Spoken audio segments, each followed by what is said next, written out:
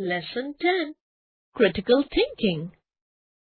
Mrs. Rohini, the principal of Mount Georgia School, was on her usual morning rounds of the school. As she walked along the long corridor of the school, she noticed that there was no teacher in class 4B. She decided to step in the class and monitor the students for some time till their teacher arrived.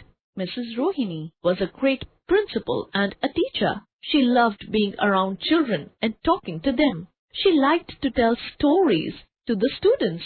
She also loved to discuss problems or remedies of situations and morals of the stories. She believed that such story discussion sessions could help the children face difficult situations in life. The children too loved her presence. Mrs. Rohini entered the classroom. The students wished her good morning. She started conversing with them and asked what they did on their last birthday, what all they got as presents, and how they celebrated their birthday with their family and friends. The students liked the topic and answered with utmost anxiety and happiness. Now it was the time for her story situation and discussion.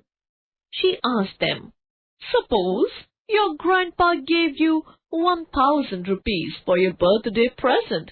He told you that either you can buy a present for yourself or you can buy a cake and share it with your friends, or a new game that you can play with your friends.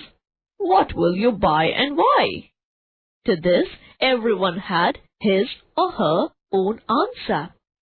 In your life, you will have to face many such situations. In all such cases, you have to think critically so as to arrive at a proper decision. A critical thinker arrives at decisions from what he knows, and he also knows how to use the information to solve the problems.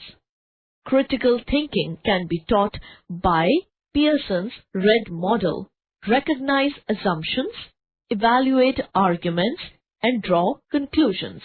This model is particularly helpful in critical thinking training process. Key to critical thinking: recognize assumptions, evaluate arguments, draw conclusions. Recognize assumptions.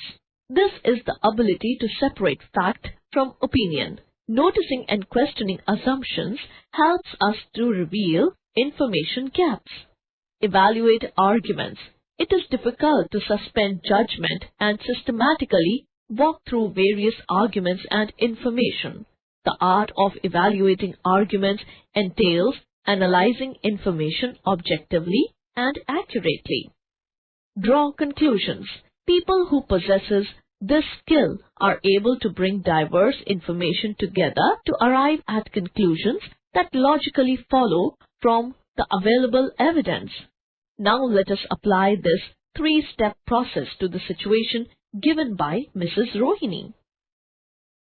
Moral: critical thinking is the ability to think clearly and logically. So, we all should think critically and clearly.